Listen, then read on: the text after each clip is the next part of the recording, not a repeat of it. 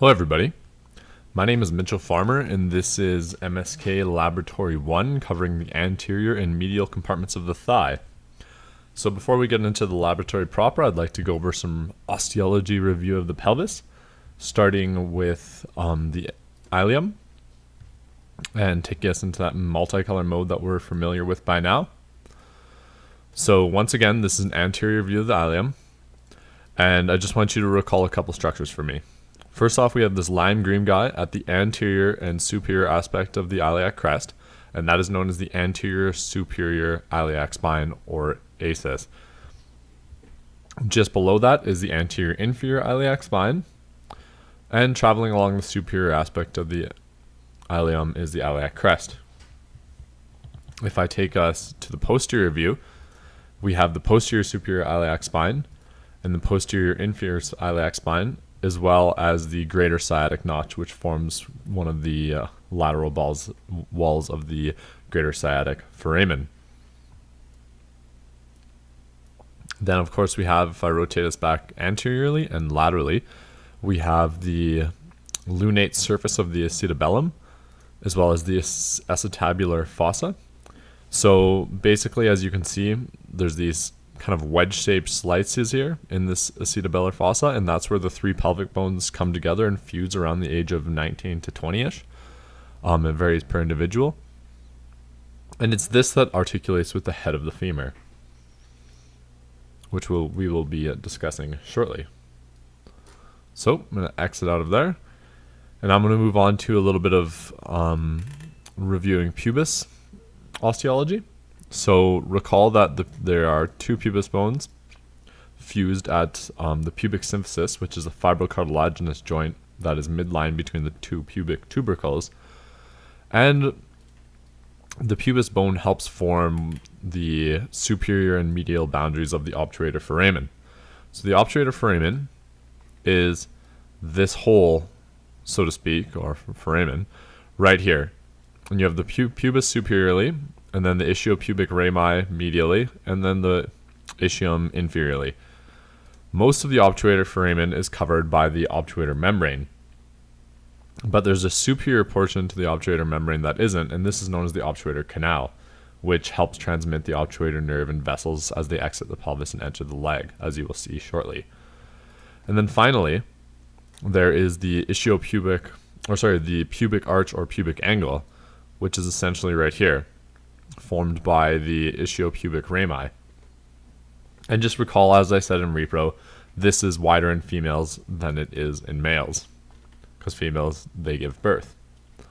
So, moving on to the ischium. So I'm going to take us into that multicolor mode and zoom out a bit, rotate us posteriorly, and just review some structures you're probably already familiar with. We have the ischial tuberosity, a site of lots of muscle attachment, as well as the bony area that you sit on.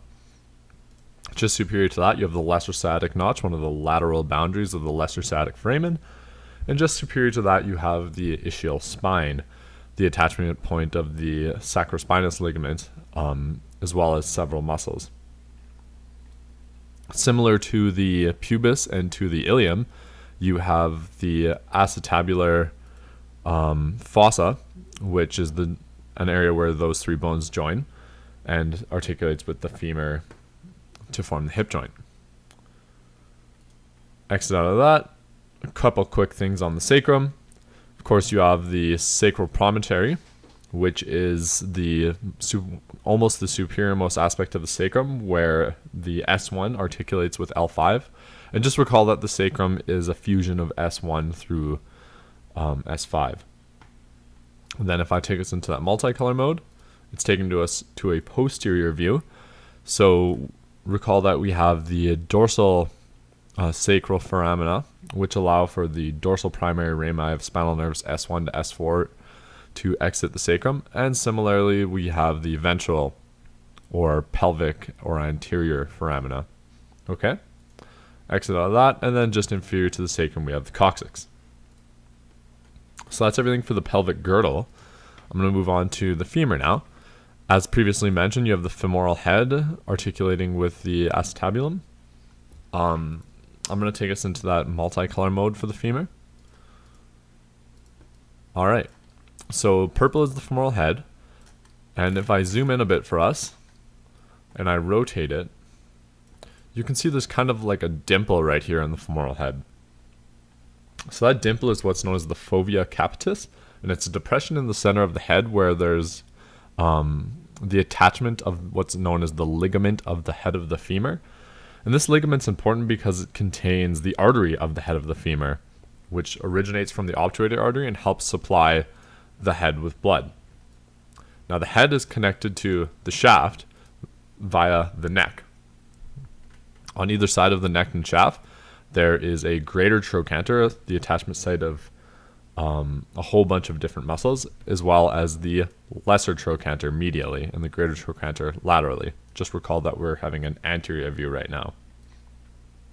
One thing to consider as far as the greater trochanter goes is that there's a bursa on the lateral aspect of the greater trochanter, the greater trochanteric bursa, that can become inflamed and you get bursitis, causing pain in that area of the body. And then, of course, moving inferiorly, we have the shaft, which is smooth and round on its anterior surface, but if we rotate posteriorly, it has a roughened posterior surface known and highlighted here, known as the linea aspera. And the reason that it's roughened is so that muscle fibers have an easier time attaching to the bone. And this is particularly important for the adductor group of muscles, which I will go over either in this lab or the next. Basically, they attach all along this roughened posterior edge of the femur. Just superior to that, we have the gluteal tuberosity, the attachment point of gluteus maximus. And then if we just go distally all the way to the bottom, just recall we have a posterior view right now, and then we are now on the distal aspect of the femur. We have the medial condyle and the lateral condyle, and just superficial to either of those, we have the lateral epicondyle and the medial epicondyle here. And just a note on the medial epicondyle, it's also known as the adductor condyle, because it's an attachment point of the adductor magnus, which I will show you later. So I'm pretty much done with osteology, but it's important to have a good grasp of these terms as we move throughout MSK, because they'll be used to describe the attachment points of various muscles. And just a note from the anatomy professors who go over my work, you will be responsible for the proximal and distal attachments of all the major muscles, as well as their arterial and nerve supply. But hopefully we'll be able to cover that in the next couple videos. So I'm going to move us on to the femoral triangle, beginning with its boundaries. So the boundaries of the femoral triangle are as such. Superiorly, there's the inguinal ligament, which is, if you recall, an interning of the external oblique aponeuroses, and exists from acis, that point I pointed out earlier, to the pubic tubercle. So that's the inguinal ligament superiorly. Laterally, there is the Sartorius muscle, which I will cover its function of later. Medially, there is the adductor longus, seen here. And then the floor of it is the iliopsoas muscle, which, if you remember, is the combined tendon of the psoas and iliac muscles, as well as the pectineus muscles and some fibers of the adductor longus muscle as well. So just to draw that out for you in case you don't get the triangle aspect of things, you have the inguinal ligament superiorly, the Sartorius muscle laterally, and the adductor longus medially. And everything enclosed within the space is the femoral triangle.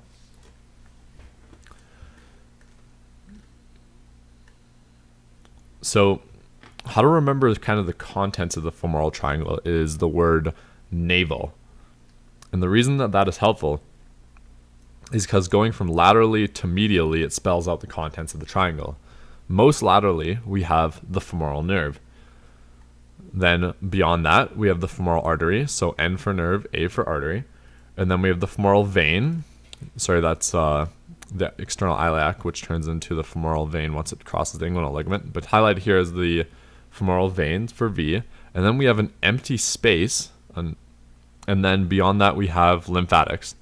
I haven't put in the lymphatics because they're actually pretty complicated in the model and kind of hard to show. Here's just an example of me putting in lymphatics. But essentially that spells out navel. N for nerve, A for artery, V for vein, E for empty space, L for lymphatics. And the empty space actually is something that they didn't just put in to spell navel. It's actually quite important for, say you have a whole bunch of venous return coming in the femoral vein, and it's going to need to distend larger, it could occupy that space. And this might happen, say, when you're holding your legs up in the air and you're having a whole bunch of return down from your feet. Okay? And then just a note on the femoral nerve.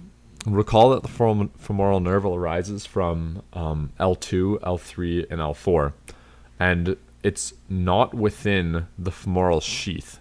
So it's within the femoral triangle, but there's something known as the femoral sheath, which is a dense layer of connective tissue formed by the fascia transversalis and iliopsoas fascia, which contains all the other structures with the exception of the femoral nerve. Unfortunately, I have a hard time showing the femoral sheath in this model because fascia isn't super well represented in this model. And then another note on, I kind of mentioned this earlier, but just to clarify it, recall that the abdominal aorta comes down, splits into the common iliac arteries, which then split into internal and external iliac arteries. External here, and then the internal would come off this stub here, but I will cover that later. So the external iliac artery travels inferiorly and laterally, and once it crosses the inguinal ligament, they basically just rename it to the femoral artery.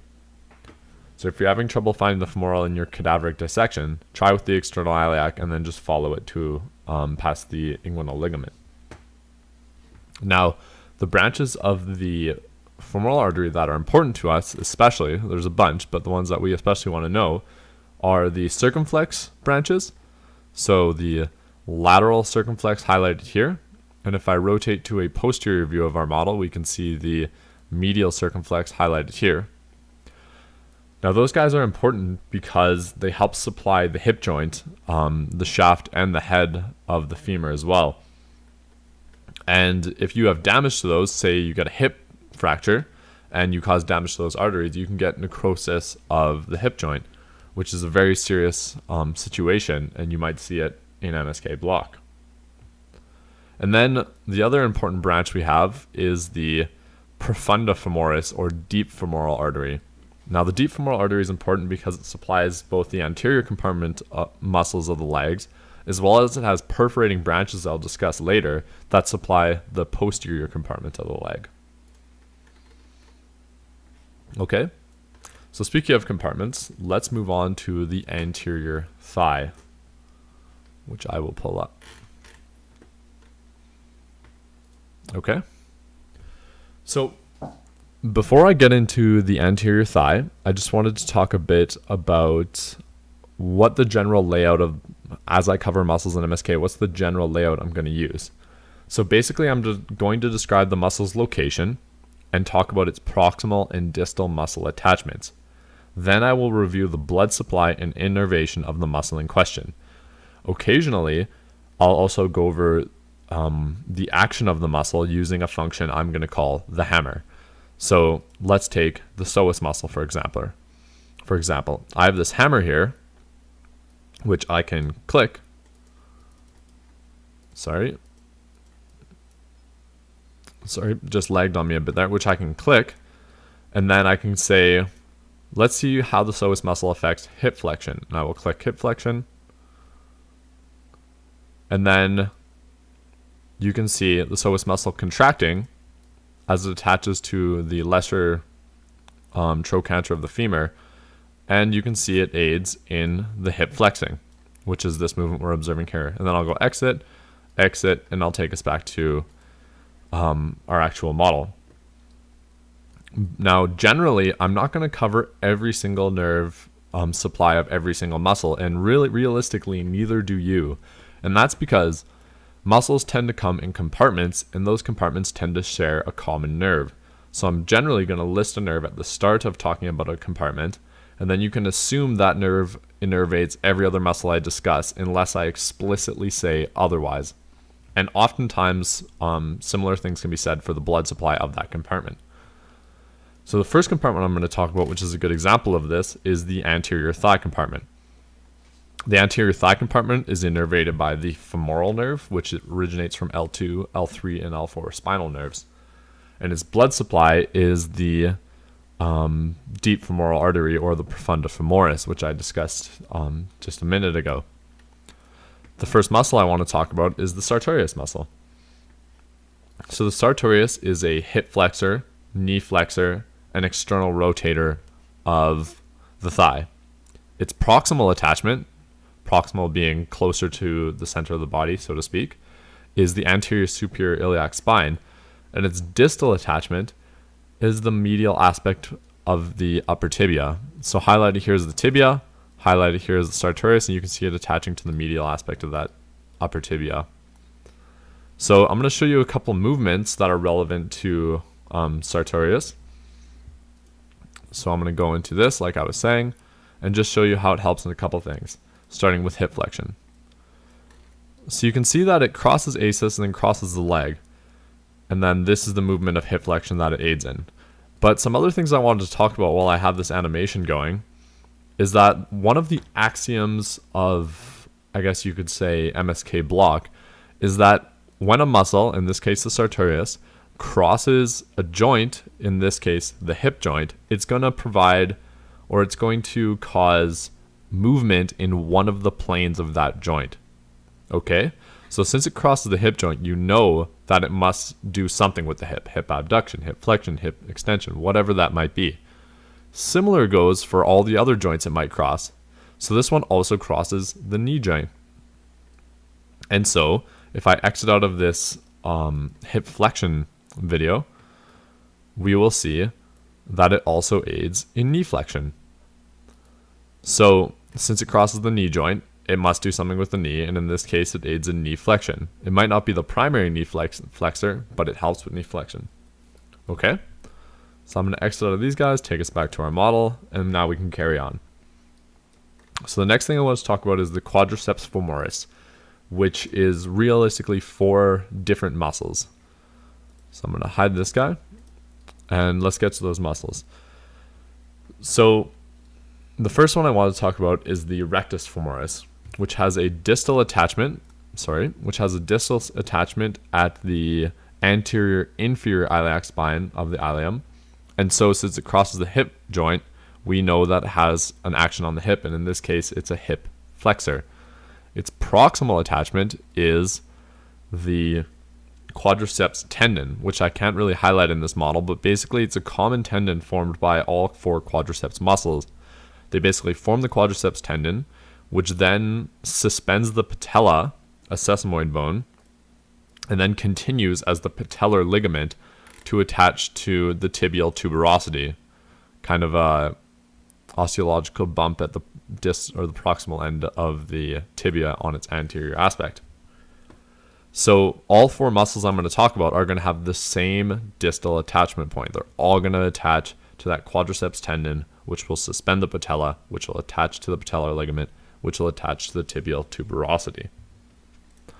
So that's rectus femoris. I'm going to hide that, and then immediately deep to it, we have vastus intermedius. So there's 3 vastus muscles. There's vastus medialis, vastus intermedius, and vastus lateralis. These all do the same thing. They all aid in extension of the knee, and they don't do any hip action because they don't cross the hip joint. You can see them all inserting here. So they don't extend the knee, they do extend the knee. They don't do anything with the hip, as well as they also stabilize the knee by providing a medial pull on the patella and thus prevent it from laterally sublexing or dislocating. And then, as I said, their distal attachment is all the quadriceps tendon. Okay? So that's medialis, intermedius, lateralis. All attach on the anterior aspect of the femur and all have the same distal attachment as well. So that's easy enough. That's the anterior compartment of the thigh, and now we can move on to the medial thigh, or the medial compartment of the thigh, which I've pulled up here. So much like the anterior compartment, the medial compartment of the thigh all have a common, with a few exceptions, but mostly have a common nerve, they're all supplied by, if I can highlight here, the obturator nerve. Now recall the obturator nerve enters the leg through the pelvis via the obturator foramen and through the obturator canal, which is that superior aspect of the obturator foramen not covered by the obturator membrane. Also recall that the obturator nerve originates from L2, L3, and L4. Okay?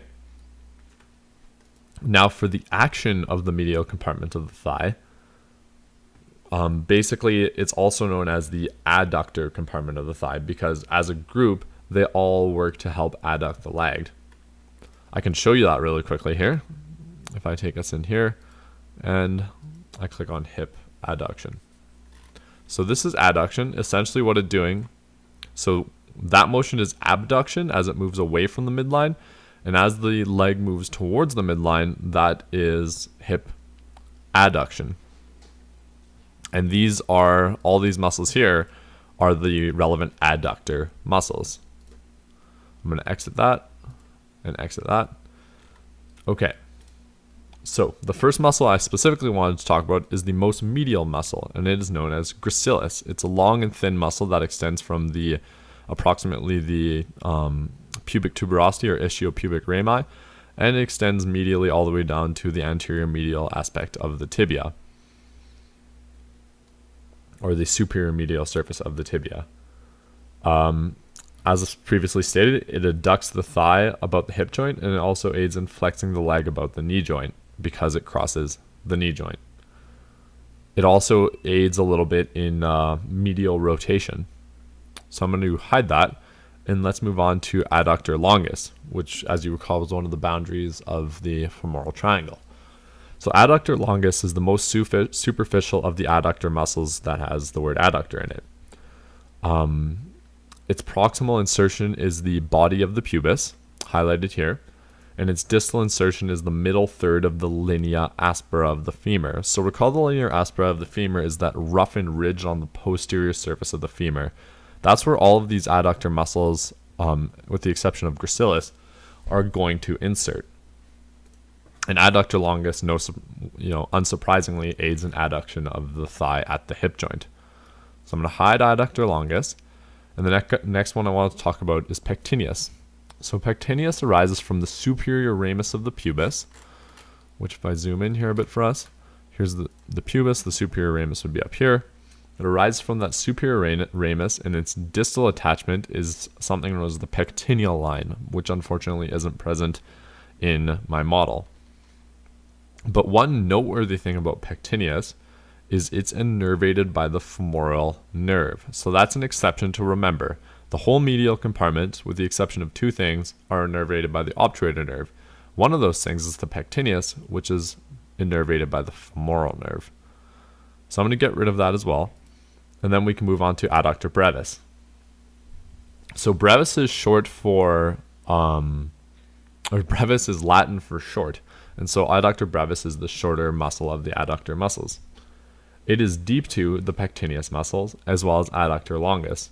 Its proximal attachment is the body of the pubis, and its distal attachment is the proximal third of the linea aspera. It functions to adduct the thigh at the hip joint, no surprises there, and that's pretty much everything that's important about it. I'm going to hide it real quick here and pull up the adductor magnus. So the adductor magnus muscle is the most posterior of the adductor muscles, and it's kind of unique compared to all the other adductor muscles. Just 1 second.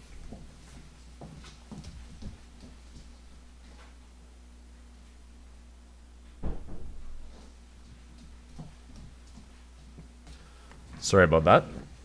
So it's kind of unique in comparison to all the adductor muscles, all the other ones, and that's because it has a superior part and an inferior part. So the superior part, and I'm just going to, before I get into it, I'm just going to hide the obturator nerve here just so we have a better view. So the superior part has lateral coursing fibers and constitutes the bulk of the muscle. So you can even see that these fibers are moving laterally as they attach to the linea aspera. The superior part aids in adduction, similar to the rest of the adductors, and is innervated by the obturator nerve. Now the inferior part is what's known as the hamstring portion of the adductor magnus. And you can see it here. It has longitudinal muscle fibers seen here. And instead of aiding in adducting the thigh, it aids in extending the hip. So it aids in hip extension.